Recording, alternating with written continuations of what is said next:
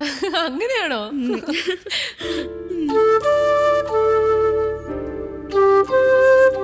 Hello, നമസ്തേ. നിറഞ്ഞ മനസ്സോടെയാ ഞാനിവിടെ നിൽക്കുന്നത്. ചേടാ, അളിയനും ഭാര്യയൊക്കെ ആദ്യമായിട്ട് വരുമല്ലോ, ഒരു ഓളോ ഉത്സവമൊക്കെ വേണ്ടേ? അല്ലയോടി? പിന്നല്ലയോ, അന്ന് നിങ്ങളുടെ ആ ഒളിച്ചോട്ടേ. അതിനുശേഷം ഇന്ന് ഇച്ചായനെ ഈ ഒരു മൂടി കാണുന്നേ. പറഞ്ഞില്ലായിരുന്നു, എപ്പോഴും ടെൻഷനായിരുന്നു. എല്ലാരോടും ചുമ്മാ തന്നെ ഷൗട്ടിങ്ങാ. മൊത്തത്തിൽ ആളങ്ങ് ഡള്ളായി. BP ഷൂട്ട് ചെയ്ത് ഹോസ്പിറ്റലിലും കടന്നു ഒരു ദിവസം. ആണോ? നീ വെറുതെ അവരുടെ BP കൂടെ കൂട്ടാതെ.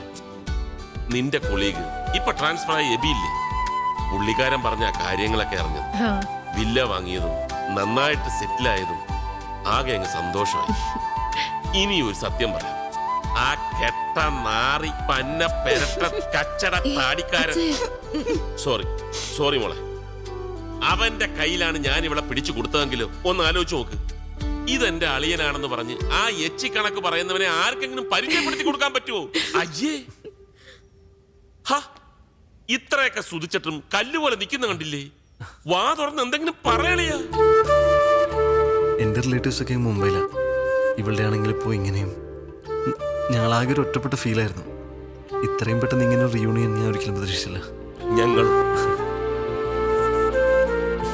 ഇതിപ്പോ ജെറി പറഞ്ഞതുപോലെ റീയൂണിയൻ ദിവസമാണ്. നമ്മൾ വീട് വരെ ഒന്ന് പോകുന്നു, അമ്മച്ചി ഒന്ന് കാണുന്നു, തിരിച്ചു വരുന്നു.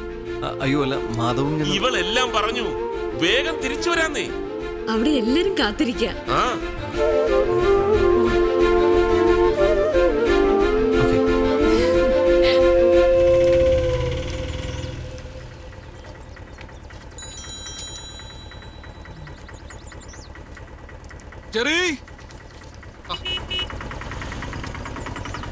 ജെറി, ഞാൻ വന്നിട്ടോ.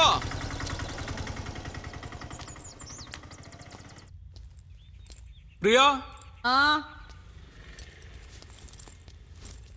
നീ റെഡിയായോ? ഒരു മിനിറ്റ് പോലും ലേറ്റ് ആക്കണ്ടെന്ന് വിചാരിച്ചു. ഇതാ നോക്കിയേ, അന്നയ്ക്കൊരു ചുരിദാർ, ജെറിക്കൊരു ഷർട്ട്. അന്ന നിന്നോട് പ്രത്യേകിച്ച് എന്തെങ്കിലും പറഞ്ഞിട്ടുണ്ടായിരുന്നോ? ഇല്ലല്ലോ. എന്തേ? എന്നിട്ട് അവൾ എൻ്റെ അടുത്ത് ഒന്നും പറഞ്ഞില്ലല്ലോ. ഇനി നീ ഇത് പോയി ചോദിക്കാനും നിൽക്കണ്ട കേട്ടോ. ചിലപ്പോ എല്ലാവരുടെയും മുമ്പ് വെച്ച് അങ്ങനെ അനൗൺസ് ചെയ്യാൻ വേണ്ടിയിട്ടായിരിക്കും. ചുമ്മാ ചുമ്മാതല്ല, അത് വനിച്ചിട്ടാ.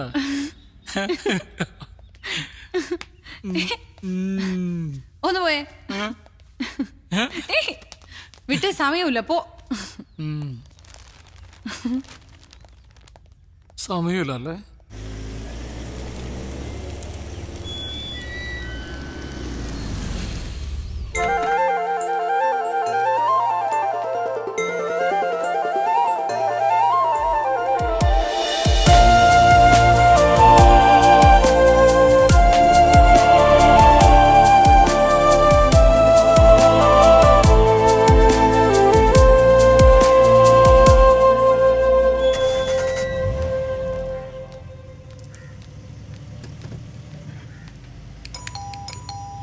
അന്നാ,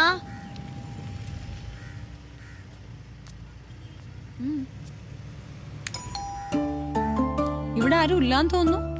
പക്ഷെ ബൈക്ക് ഇരിക്കുന്നുണ്ടല്ലോ. ഞാനാണ് വിളിച്ചു നോക്കട്ടെ.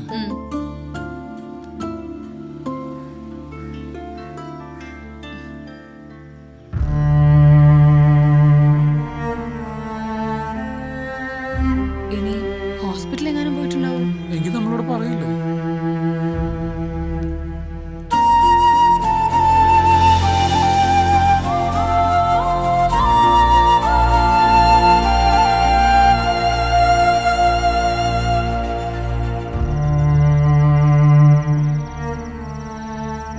എനിക്കെന്തോ ഒരു ടെൻഷൻ പോലെ. ഞാൻ ഒരു കാര്യം ചെയ്യാം, ഞാൻ അബുവിനെ വിളിച്ച് ചോദിക്കാം.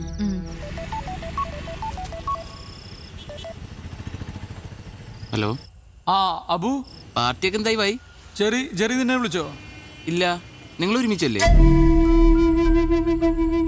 വിളിച്ചിട്ടില്ല അബുവിനെ.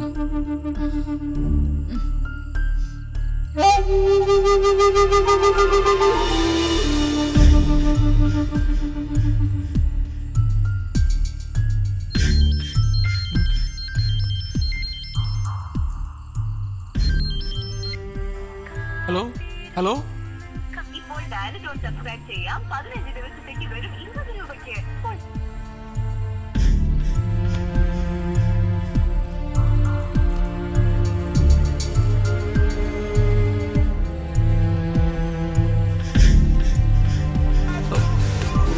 ഓ, ശരിയാണ്. സ്പീക്കറിലിട്. ഹലോ, എവിടെയാടാ മനുഷ്യൻ വെറുതെ ടെൻഷൻ അടിച്ചാകെ? ജെറി ഹോസ്പിറ്റലാണോ? അവക്ക് എങ്ങനെയുണ്ട്? ഒന്ന് പോകുമ്പോ ഒന്ന് പറഞ്ഞിട്ട് പോയിക്കൂടെ ജെറി? എടാ ഞാനിവിടെ അന്നയുടെ വീട്ടിലാ.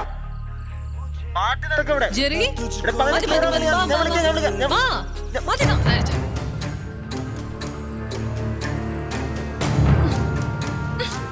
ഏയ് പ്രിയ, ഒരു ഗിഫ്റ്റ്. ഏയ് അതിനെ നശിപ്പിക്കണ്ട, വേറെ ആർക്കെങ്കിലും കൊടുക്കാം.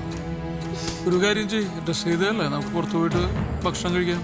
പിന്നെ വേണ്ട, ഇനി അവിടെ ചെല്ലുമ്പോ റെസ്റ്റോറന്റും ഉണ്ടാവില്ല, വല്ല ബന്ധു വീട്ടിലും പോയി കാണും. ഏയ് പ്രിയ,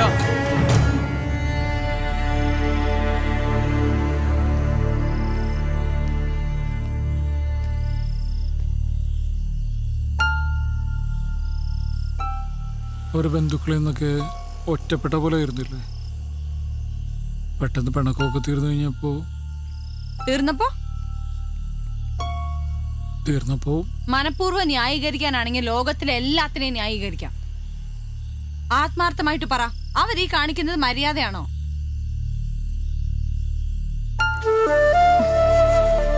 നല്ല ഹോസ്പിറ്റലിൽ പോയിരിക്കായിരിക്കുന്നു, ടെൻഷൻ അടിച്ചിട്ടിരിക്കുമ്പോഴാ അവര്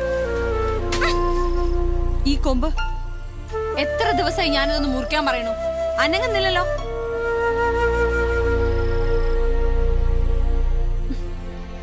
എന്താ അത്ര ആലോചിക്കാൻ? ഞാൻ ചോദിച്ചതിന് മറുപടി പറ. അവർ ഈ ചെയ്തത് ശരിയാണോ തെറ്റാണോ? ശരിയാണോ തെറ്റാണോ? തെറ്റാണ്. ആ ആ.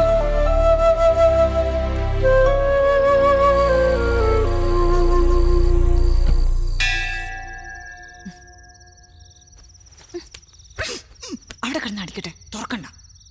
ശരി. മാധവോ, ഓ ഞങ്ങളാ. എന്തോന്നു? അതുണ്ട്. പോയി തുറക്ക്. പോ.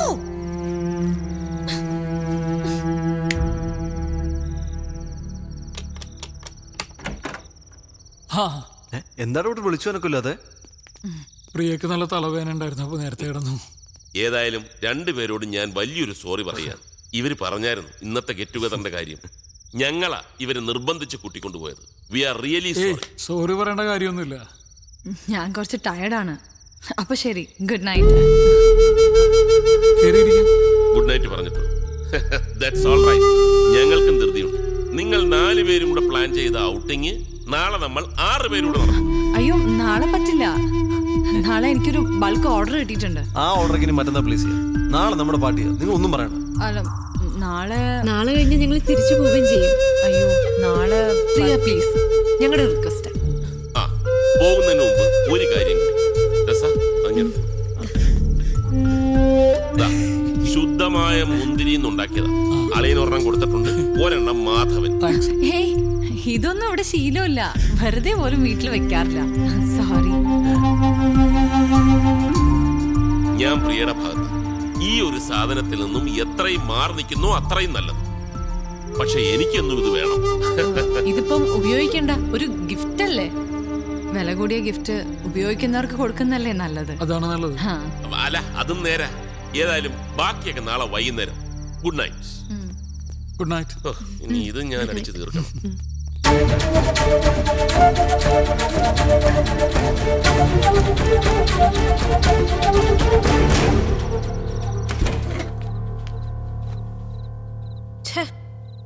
നമ്മളെ വല്ലാതെ കൊച്ചാക്കി. ഉറപ്പാ ഇച്ചാനും ടെസ്റ്റേച്ചിക്കും ഒക്കെ വല്ലാതായി കാണും. പ്രിയ സ്വന്തം സിസ്റ്ററിനെ പോലെയാണ്. മാധവൻ എന്ന് വെച്ചാൽ 2 ശരീരവും ഒരു മനസ്സുമാണെന്ന് പറഞ്ഞ് ശ്വാസം വിട്ടില്ല. അപ്പോഴത്തേക്കും അല്ല, നമ്മളൊന്ന് പറഞ്ഞിട്ട് പോകണ്ടായിരുന്നു എന്നാ. എന്തിന്? ഇതിപ്പോ നമ്മളെക്കാൾ കൂടുതൽ സന്തോഷിക്കുക അവരായിരിക്കും. അങ്ങനെയല്ലേ നമ്മൾ വിചാരിച്ചേ. ഇച്ചാനാണെങ്കിൽ സോറിയും പറഞ്ഞു. ഒരു ഗിഫ്റ്റ് കൊടുക്കുമ്പോ അതിപ്പോ എന്തായാലും റിജക്ട് ചെയ്യുന്നതിനേക്കാളും വലിയൊരു ഇൻസൾട്ട് വേറെ ഇല്ല. ഉപയോഗിക്കാത്ത ഒരാള്. അല്ല, അത് പോട്ടെ, വിട്ടേക്ക്. വെറുതെ എന്തിനാ ആവശ്യമില്ലാതെ. എന്റെ മനസ്സിൽ നിന്ന് അത്ര പെട്ടെന്ന് മാഞ്ഞു പോകത്തില്ല. പിന്നെ എന്തുവായിരുന്നു ഇന്ന് രാവിലത്തെ ആവശ്യം? 2 പ്ലാവല അങ്ങോട്ട് വീണെന്നും പറഞ്ഞോണ്ട് ഛേ, ഒരുമാതിരി.